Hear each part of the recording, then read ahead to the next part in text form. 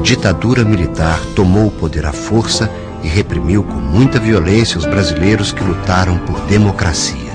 Mesmo assim, muita gente se atreveu a questionar.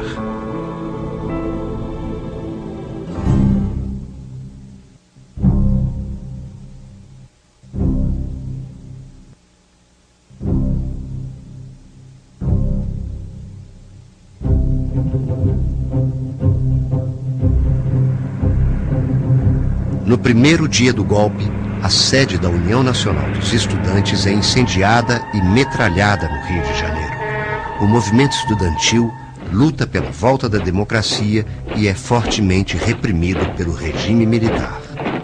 Já tinha gente não permitindo a nossa saída do prédio da Uni.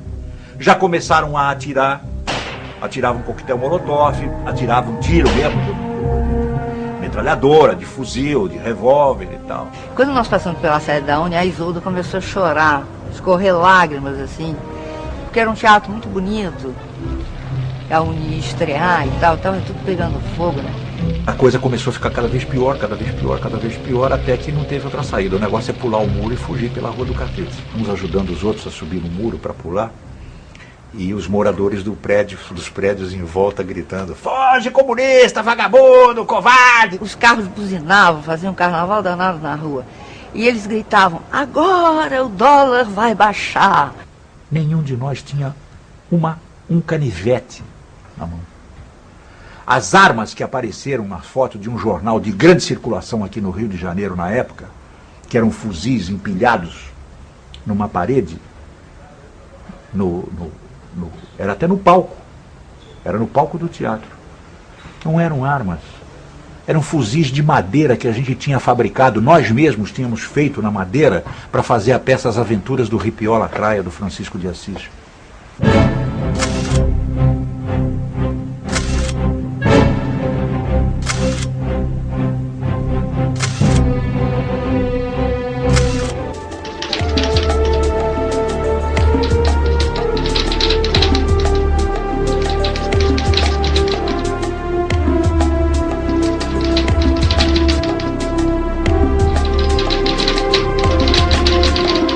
A Conferência Nacional dos Bispos chegou a apoiar oficialmente o golpe de 64. Mesmo assim, os progressistas da Igreja se unem à resistência. Muitos padres e bispos são vigiados e perseguidos pela ditadura. Aos poucos, a Igreja percebe o lado cruel da repressão política. E à medida que a Igreja ia percebendo com mais clareza, não é? Esse caráter do sistema ditatorial, esse caráter repressivo, mesmo brutalmente repressivo, ela foi tomando as suas distâncias até entrar numa atitude francamente hostil à permanência dos militares no poder. Padre devia ser homem do altar e da sacristia, entendeu? Agora, quando fosse para dar cobertura à classe dominante e opressora, então a igreja servia muito bem. Mas quando a igreja falava a respeito dos direitos dos pobres, da necessidade de defesa dos direitos humanos, aí era comunismo. Esqueciam que nós, todos cristãos, somos discípulos de um prisioneiro político, né? Jesus não morreu nem de hepatite na cama, nem de desastre de camelo numa rua de Jerusalém. Morreu sob 2 processos políticos. Ele foi um preso político, torturado como preso político e condenado à pena de morte da época, né, dos romanos que dominavam a Palestina do século I.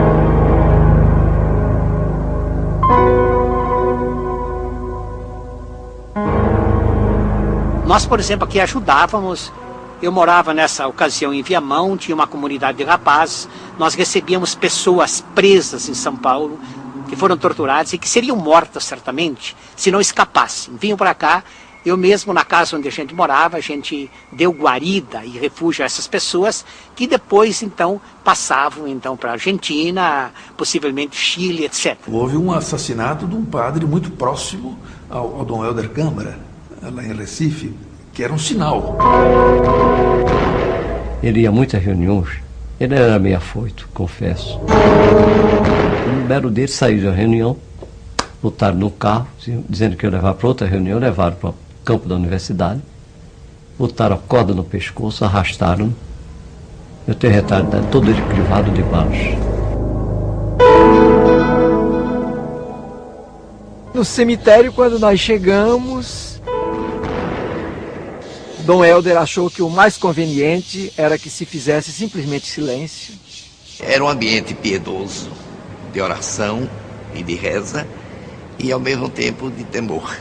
Nós não sabíamos o que podia acontecer naquela hora, com aqueles militares cercando a gente.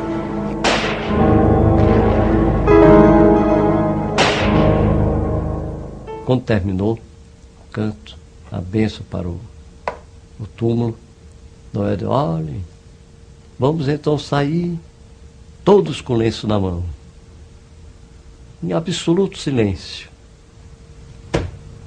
Nem sabia que podia haver outra hecatombe ali.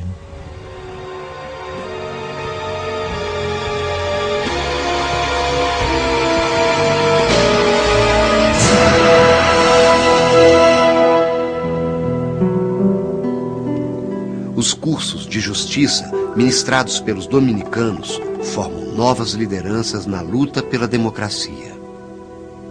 Havia que nesta igreja uma reunião de, às vezes, 800 a 1000 pessoas. O conteúdo era, a partir dessa mensagem que vinha da igreja, mas convidando a uma grande renovação social, a partir dessa mensagem, enfrentar os problemas. Lendo os salmos, em que os salmos diziam que os pobres são oprimidos, etc. E o pregador dizia, veja gente, nós somos, na nossa fé cristã, nós somos contra a opressão. Nós somos contra a tortura. No final de 1969, mais exatamente no início do mês de novembro, a Polícia Política de São Paulo, chefiada pelo famigerado Sérgio Paranhos Fleury, né, vieram, né, porque invadiram o convento aqui ao lado, à procura de alguns dominicanos para prender. Tivemos a sorte de perceber que estava para acontecer alguma coisa, conseguimos sair de onde morávamos, poucos minutos depois chegou essa polícia política. Os outros dominicanos foram presos e praticamente quase todos eles foram torturados. No essencial, o setor progressista da igreja foi responsável pela sobrevivência do movimento universitário, do movimento secundarista, até o Congresso de... Um dia, eu estava na igreja de Nossa Senhora das Graças, aqui em cima, perto de Vila Mariana, e entrou uma pessoa, sozinha ainda, que estava na igreja, ao momento que eu saía, e veio ao meu encontro e disse... Dom Paulo, existe perdão para mim? Eu disse, o quê? Porque eu sou um dos torturadores com que o senhor falou. E o senhor falou que Deus não deixa de vingar a dignidade humana.